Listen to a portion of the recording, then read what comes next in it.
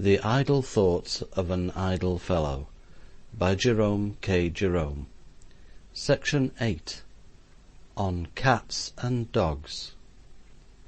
What I've suffered from them this morning no tongue can tell. It began with Gustavus Adolphus.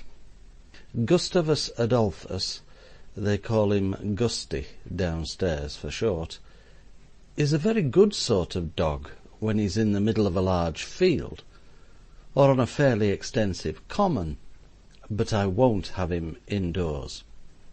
He means well, but this house is not his size. He stretches himself and overgo 2 chairs and what not. He wags his tail, and the room looks as if a devastating army had marched through it. He breathes, and it puts the fire out. At dinner-time he creeps in under the table, lies there for a while, and then gets up suddenly. The first intimation we have of his movements being given by the table, which appears animated by a desire to turn somersaults. We all clutch at it frantically and endeavour to maintain it in a horizontal position, whereupon his struggles, he being under the impression that some wicked conspiracy is being hatched against him, become fearful, and the final picture presented is generally that of an overturned table and a smashed-up dinner sandwiched between 2 sprawling layers of infuriated men and women. He came in this morning in his usual style, which he appears to have founded on that of an American cyclone, and the first thing he did was to sweep my coffee-cup off the table with his tail, sending the contents full into the middle of my waistcoat. I rose from my chair hurriedly, and remarking approached him at a rapid rate. He preceded me in the direction of the door. At the door he met Eliza coming in with eggs. Eliza observed and sat down on the floor. The eggs took up different positions about the carpet, where they spread themselves out, and Gustavus Adolphus left the room. I called after him, strongly advising him to go straight downstairs and not let me see him again for the next hour or so, and he seemed to agree with me, dodged the coal scoop, and went, while I returned, dried myself, and finished breakfast. I made sure that he had gone into the yard, but when I looked into the passage 10 minutes later, he was sitting at the top of the stairs. I ordered him down at once, but he only barked and jumped about, so I went to see what was the matter. It was Tittums. She was sitting on the top stair but one, and wouldn't let him pass. Tittums is our kitten. She is about the size of a penny roll. Her back was up, and she was swearing like a medical student. She does swear fearfully. I do a little that way myself sometimes, but I'm a mere amateur compared with her. To tell you the truth, mind, this is strictly between ourselves, please. I shouldn't like your wife to know I said it. The women folk don't understand these things. But between you and me, you know, I think it does a man good to swear.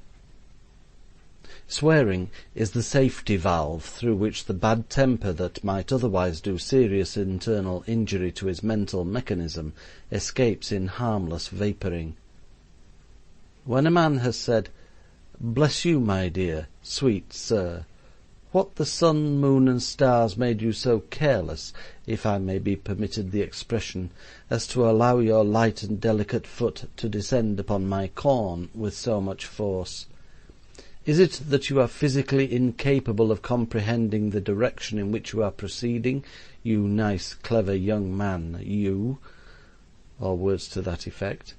He feels better. Swearing has the same soothing effect upon our angry passions that smashing the furniture or slamming the doors is so well known to exercise, added to which it is much cheaper. Swearing clears a man out like a pennyworth of gunpowder does the wash-house chimney. An occasional explosion is good for both.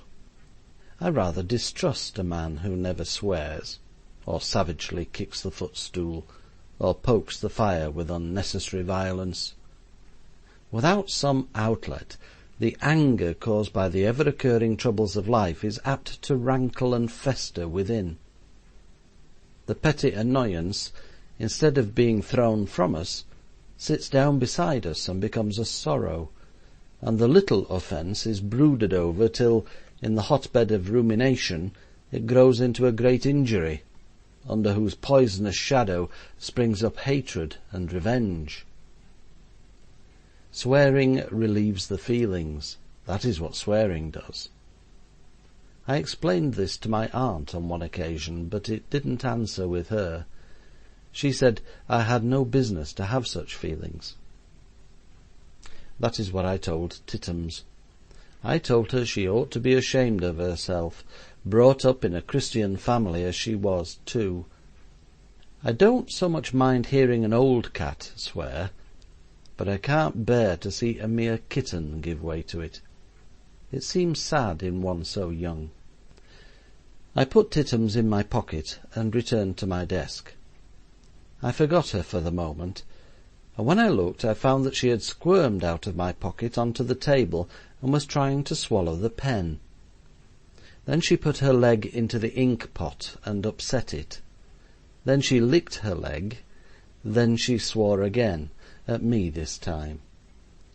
I put her down on the floor, and there Tim began rowing with her. I do wish Tim would mind his own business. It was no concern of his what she had been doing. Besides, he is not a saint himself.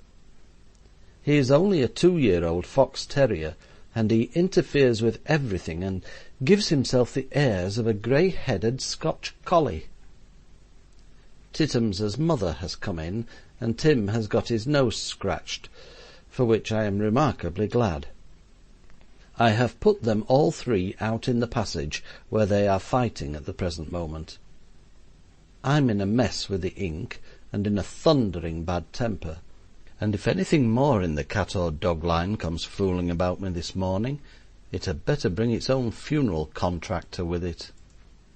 Yet, in general, I like cats and dogs very much indeed. What jolly chaps they are! They are much superior to human beings as companions. They do not quarrel or argue with you. They never talk about themselves, but listen to you while you talk about yourself, and keep up an appearance of being interested in the conversation. They never make stupid remarks. They never observe to Miss Brown across a dinner-table that they always understood she was very sweet on Mr. Jones, who has just married Miss Robinson. They never mistake your wife's cousin for her husband, and fancy that you are the father-in-law. And they never ask a young author with 14 tragedies, 16 comedies, 7 farces, and a couple of burlesques in his desk, why he doesn't write a play. They never say unkind things. They never tell us of our faults merely for our own good. They do not, at inconvenient moments, mildly remind us of our past follies and mistakes. They do not say, "Oh, yes, a lot of use you are if you're ever really wanted," sarcastic-like. They never inform us, like our inamoratas sometimes do, that we are not nearly so nice as we used to be. We are always the same to them. They are always glad to see us. They are with us in all our humours.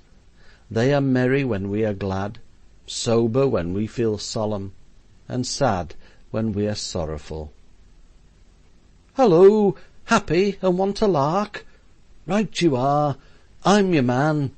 Here I am, frisking round you, leaping, barking, pirouetting, ready for any amount of fun and mischief. Look at my eyes if you doubt me. What shall it be? A romp in the drawing-room and never mind the furniture, or a scamper in the fresh cool air, a scud across the fields and down the hill, And won't we let old Gaffer Goggles's geese know what time o' day it is neither? Whoo! Come along! Or you'd like to be quiet and think. Very well. Pussy can sit on the arm of the chair and purr, and Montmorency will curl himself up on the rug and blink at the fire, yet keeping one eye on you the while, in case you are seized with any sudden desire in the direction of rats. And when we bury our face in our hands and wish we had never been born, they don't sit up very straight and observe that we have brought it all upon ourselves. They don't even hope it will be a warning to us, but they come up softly and shove their heads against us. If it is a cat, she stands on your shoulder, rumples your hair, and says, "Lor, I am sorry for you, old man," as plain as words can speak. And if it is a dog, he looks up at you with his big true eyes and says with them, "Well, you've always got me, you know. We'll go through the world together and always stand by each other, won't we?" He is very imprudent, a dog is. He never makes it his business to inquire whether you are in the right or in the wrong, never bothers as to whether you are going up or down upon life's ladder, never asks whether you are rich or poor, silly or wise, sinner or saint. You are his pal. That is enough for him, and come luck or misfortune, good repute or bad, honour or shame, he is going to stick to you, to comfort you, guard you, and give his life for you if need be. Foolish, brainless, soulless dog. Ah, old staunch friend, with your deep, clear eyes and bright, quick glances, that take in all one has to say before one has time to speak it. Do you know you are only an animal and have no mind? Do you know that the dull-eyed, gin-sodden lout leaning against the post out there is immeasurably your intellectual superior? Do you know that every little-minded, selfish scoundrel who lives by cheating and tricking, who never did a gentle deed or said a kind word, who never had a thought that was not mean and low, or a desire that was not base, whose every action is a fraud, whose every utterance is a lie, do you know that these crawling skulks, and there are millions of them in the world, do you know they are all as much superior to you as the sun is superior to rushlight, you honourable, brave-hearted, unselfish brute? They are men, you know, and men are the greatest, the noblest and wisest and best beings in the whole vast eternal universe. Any man will tell you that. Yes, poor doggy, you are very stupid indeed, compared with us clever men, who understand all about politics and philosophy, and who know everything, in short, except what we are and where we came from and whither we are going, and what everything outside this tiny world and most things in it are. Never mind, though, pussy and doggy, we like you both all the better for your being stupid. We all like stupid things. Men can't bear clever women, and a woman's ideal man is someone she can call a dear old stupid. It is so pleasant to come across people more stupid than ourselves. We love them at once for being so. The world must be rather a rough place for clever people. Ordinary folk dislike them, and as for themselves, they hate each other most cordially. But there, the clever people are such a very insignificant minority that it really doesn't much matter if they are unhappy. So long as the foolish people can be made comfortable, the world as a whole will get on tolerably well. Cats have the credit of being more worldly wise than dogs, of looking more after their own interests, and being less blindly devoted to those of their friends. And we men and women are naturally shocked at such selfishness. Cats certainly do love a family that has a carpet in the kitchen more than a family that has not, and if there are many children about, they prefer to spend their leisure time next door. But, taken altogether, cats are libelled. Make a friend of one, and she will stick to you through thick and thin. All the cats that I have had have been most firm comrades. I had a cat once that used to follow me about everywhere, until it even got quite embarrassing, and I had to beg her as a personal favour not to accompany me any further down the high street. She used to sit up for me when I was late home, and meet me in the passage. It made me feel quite like a married man, except that she never asked where I had been, and then didn't believe me when I told her. Another cat I had used to get drunk regularly every day. She would hang about for hours outside the cellar door for the purpose of sneaking in on the first opportunity and lapping up the drippings from the beer cask. I do not mention this habit of hers in praise of the species, but merely to show how almost human some of them are. If the transmigration of souls is a fact, this animal was certainly qualifying most rapidly for a Christian, for her vanity was only second to her love of drink. Whenever she caught a particularly big rat, she would bring it up into the room where we were all sitting, lay the corpse down in the midst of us, and wait to be praised. Lord, how the girls used to scream! Poor rats! They seem only to exist so that cats and dogs may gain credit for killing them, and chemists make a fortune by inventing specialties in poison for their destruction. And yet there is something fascinating about them. There is a weirdness and uncanniness attaching to them. They are so cunning and strong, so terrible in their numbers, so cruel, so secret. They swarm in deserted houses, where the broken casements hang rotting to the crumbling walls, and the doors swing creaking on their rusty hinges. They know the sinking ship, and leave her. No one knows how or whither. They whisper to each other in their hiding places how a doom will fall upon the hall, and the great name die forgotten. They do fearful deeds in ghastly charnel houses. No tale of horror is complete without the rats. In stories of ghosts and murderers, they scamper through the echoing rooms, and the gnawing of their teeth is heard behind the wainscot, and their gleaming eyes peer through the holes in the worm-eaten tapestry, and they scream in shrill, unearthly notes in the dead of night, while the moaning wind sweeps sobbing round the ruined turret towers, and passes wailing like a woman through the chambers bare and tenantless. And dying prisoners in their loathsome dungeons see through the horrid gloom their small red eyes like glittering coals, hear in the death-like silence the rush of their claw-like feet, and start up shrieking in the darkness, and watch through the awful night. I love to read tales about rats.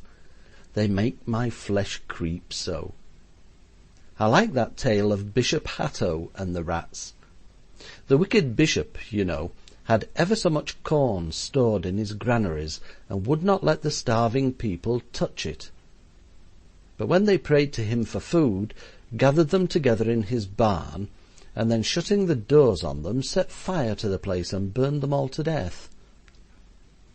But next day there came thousands upon thousands of rats sent to do judgment on him. Then Bishop Hatto fled to his strong tower that stood in the middle of the Rhine, and barred himself in and fancied he was safe. But the rats, they swam the river, they gnawed their way through the thick stone walls, and ate him alive where he sat. They have whetted their teeth against the stones, and now they pick the bishop's bones. They gnawed the flesh from every limb, for they were sent to do judgment on him. Ooh, it's a lovely tale. Then there is the story of the Pied Piper of Hamelin, how first he piped the rats away, and afterward, when the mayor broke faith with him, drew all the children along with him and went into the mountain. What a curious old legend that is! I wonder what it means, or has it any meaning at all? There seems something strange and deep lying hid beneath the rippling rhyme. It haunts me, that picture of the quaint, mysterious old piper piping through Hamelin's narrow streets, and the children following with dancing feet and thoughtful, eager faces. The old folks try to stay them, but the children pay no heed. They hear the weird, witched music and must follow. The games are left unfinished, and the playthings drop from their careless hands. They know not whither they are hastening. The mystic music calls to them, and they follow, heedless and unasking where. It stirs and vibrates in their hearts, and other sounds grow faint. So they wander through Pied Piper Street, away from Hamelin town. I get thinking sometimes if the Pied Piper is really dead, or if he may not still be roaming up and down our streets and lanes, but playing now so softly that only the children hear him. Why do the little faces look so grave and solemn when they pause a while from romping, and stand deep-wrapped with straining eyes? They only shake their curly heads and dart back laughing to their playmates when we question them. But I fancy myself they have been listening to the magic music of the old Pied Piper, and perhaps with those bright eyes of theirs have even seen his odd, fantastic figure gliding unnoticed through the whirl and throng. Even we grown-up children hear his piping now and then, but the yearning notes are very far away, and the noisy, blustering world is always bellowing so loud it drowns the dreamlike melody. One day the sweet, sad strains will sound out full and clear, and then we too shall, like the little children, throw our playthings all aside and follow. The loving hands will be stretched out to stay us, and the voices we have learned to listen for will cry to us to stop. But we shall push the fond arms gently back, and pass out through the sorrowing house and through the open door. For the wild, strange music will be ringing in our hearts, and we shall know the meaning of its song by then. I wish people could love animals without getting maudlin over them, as so many do. Women are the most hardened offenders in such respects, but even our intellectual sex often degrade pets into nuisances by absurd idolatry. There are the gushing young ladies who, having read David Copperfield, have thereupon sought out a small long-haired dog of nondescript breed, possessed of an irritating habit of criticizing a man's trousers, and of finally commenting upon the same by a sniff indicative of contempt and disgust. They talk sweet girlish prattle to this animal, when there is anyone near enough to overhear them, and they kiss its nose, and put its unwashed head up against their cheek in a most touching manner, though I have noticed that these caresses are principally performed when there are young men hanging about. Then there are the old ladies who worship a fat poodle, scant of breath and full of fleas. I knew a couple of elderly spinsters once who had a sort of German sausage on legs, which they called a dog, between them. They used to wash its face with warm water every morning. It had a mutton cutlet regularly for breakfast, and on Sundays, when one of the ladies went to church, the other always stopped at home to keep the dog company. There are many families where the whole interest of life is centred upon the dog. Cats, by the way, rarely suffer from excess of adulation. A cat possesses a very fair sense of the ridiculous, and will put her paw down kindly but firmly upon any nonsense of this kind. Dogs, however, seem to like it. They encourage their owners in the tomfoolery, and the consequence is that in the circles I am speaking of, what dear Fido has done, does do, will do, won't do, can do, can't do, was doing, is going to do, shall do, shan't do, and is about to be going to have done, is the continual theme of discussion from morning till night. All the conversation, consisting as it does of the very dregs of imbecility, is addressed to this confounded animal. The family sit in a row all day long watching him, commenting upon his actions, telling each other anecdotes about him, recalling his virtues, and remembering with tears how one day they lost him for 2 whole hours, on which occasion he was brought home in a most brutal manner by the butcher-boy, who had been met carrying him by the scruff of his neck with one hand, while soundly cuffing his head with the other. After recovering from these bitter recollections, they vie with each other in bursts of admiration for the brute, until some more than usually enthusiastic member, unable any longer to control his feelings, swoops down upon the unhappy quadruped in a frenzy of affection, clutches it to his heart, and slobbers over it, whereupon the others, mad with envy, rise up, and seizing as much of the dog as the greed of the first one has left to them, murmur praise and devotion. Among these people everything is done through the dog. If you want to make love to the eldest daughter, or get the old man to lend you the garden roller, or the mother to subscribe to the Society for the Suppression of Solo Cornet Players in Theatrical Orchestras — it's a pity there isn't one anyhow — you have to begin with the dog. You must gain its approbation before they will even listen to you. And if, as is highly probable, the animal whose frank doggy nature has been warped by the unnatural treatment he has received responds to your overtures of friendship by viciously snapping at you, your cause is lost forever. "If Fido won't take to anyone," the father has thoughtfully remarked beforehand, "I say that man is not to be trusted. You know, Maria, how often I have said that. Ah, he knows, bless him." Drat him. And to think that the surly brute was once an innocent puppy, all legs and head, full of fun and play, and burning with ambition to become a big good dog and bark like mother. Ah me, life sadly changes us all.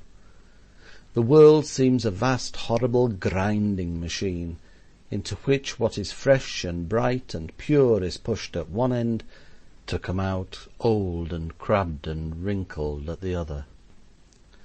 Look even at Pussy Sobersides, with her dull, sleepy glance, her grave, slow walk, and dignified, prudish airs.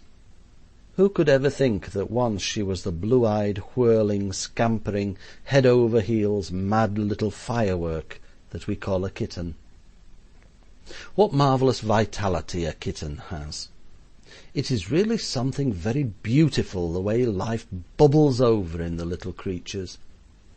They rush about and mew and spring, dance on their hind legs, embrace everything with their front ones, roll over and over, lie on their backs and kick. They don't know what to do with themselves, they are so full of life. Can you remember, reader, when you and I felt something of the same sort of thing? Can you remember those glorious days of fresh young manhood, how, when coming home along the moonlit road, we felt too full of life for sober walking, and had to spring and skip and wave our arms and shout till belated farmers' wives thought, and with good reason too, that we were mad, and kept close to the hedge, while we stood and laughed aloud to see them scuttle off so fast, and made their blood run cold with a wild parting whoop, and the tears came we knew not why. Oh, that magnificent young life, that crowned us kings of the earth, that rushed through every tingling vein till we seemed to walk on air, that thrilled through our throbbing brains, and told us to go forth and conquer the whole world, that welled up in our young hearts till we longed to stretch out our arms and gather all the toiling men and women and the little children to our breast and love them all, all. Ah, they were grand days, those deep, full days, when our coming life, like an unseen organ, pealed strange, yearnful music in our ears, and our young blood cried out like a war-horse for the battle. Ah, our pulse beats slow and steady now, and our old joints are rheumatic, and we love our easy chair and pipe, and sneer at boys' enthusiasm. But oh, for one brief moment of that godlike life again. End of section 8.